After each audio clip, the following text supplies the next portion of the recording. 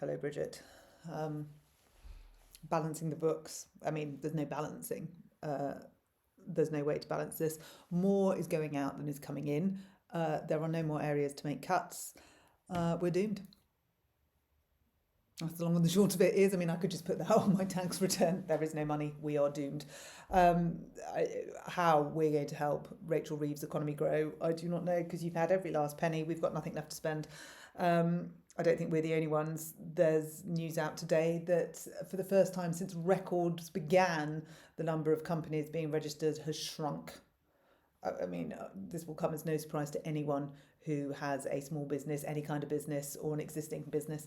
Um, and yet you can't join the dots. You can't see the damage that you are doing. You caused this. You absolutely caused this. And every time this is brought up in Parliament, Laura Trott held you accountable for your £90 million spend on a year's marketing campaign. And she rightly said, what are you doing? You are telling us out of every breath that there's no money in the state system and it's in such dire straits that you are going to ask the private system to fund it to get it back on its feet. But yet you've just spanked 90 mil on a 1-year media and marketing campaign to advertise for new teachers to come and work in the industry. Well, we're losing 40,000 teachers a year, Bridget. So I think you're going to have to spend a little bit more than 90 million. And I tell you what, here's a little clue. If you spent that 90 million on their pay rises and invested it into schools, into resources, you might find a lot of them stay and then you don't need to recruit as many.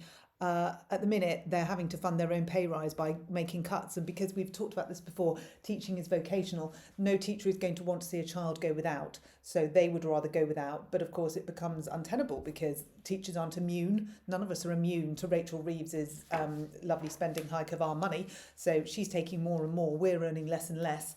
At some point, something's got to give. And the rise in teachers, so we know that a lot of teachers are being made redundant in the private sector because there's no money there anymore because you've added 20% tax and she's added national insurance, and then we've got April coming and we've all got the cost of living, which we're not excluded from. That's everyone other than you. And so we're seeing that teachers are being made redundant from the private sector and they're not going into the state sector. I mean, even Jonathan Brash MP, when he left the private sector, he became an MP. Why? But he didn't go into the state sector. So if it's not good enough for him, one of your own, it's hardly going to be good enough for the ones that you forced out of the private sector. They're going abroad, Bridget. They're going to Saudi, Hong Kong, China, Thailand. They're going to work in all the international schools abroad because they value teachers over there. They pay them what they're worth. They invest in education. They have a very robust private sector and a very robust state sector that works together. And they're going there. So we're losing entire families to different countries. We're losing a workforce. We're losing a future generation because of you and Rachel and Keir and Ange. How's the house building going, Ange? Haven't seen many. And on that, Ange, actually, I see an awful lot of derelict houses around where I live and, climate control and all of that kind of stuff. Why aren't we using them? Why are we building loads of new houses on the edge of towns, taking up farmers' fields? Mind you, I suppose you don't care about the farmers, so that doesn't really matter, does it?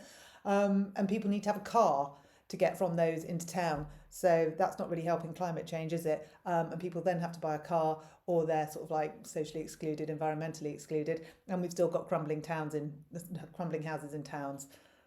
Yeah.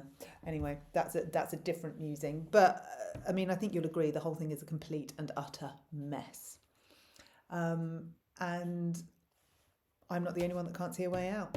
And that, Bridget, is where it actually becomes really serious, because that is where I'm not the only one sitting here trying to make ends meet. There's an entire nation of families trying to do this. There are parents feeling the pressure like never before and not knowing where to turn and trying to hold it together for the kids, but they can't hold it together for themselves. Mental health is under probably the most significant pressure it's been under since COVID. And none of us are seeing any change. I'm not seeing any positive news stories about the economy and our Chancellor. And I'm not seeing any positive news stories about our Education Secretary. So it's a bit depressing, really, truth be told. And it doesn't matter how much I stare at this. I suppose I could do the lottery. When's the lottery? Oh, it's Wednesday. And you don't tax gambling. See, if you did, that would be the revenue for the state sector, wouldn't it?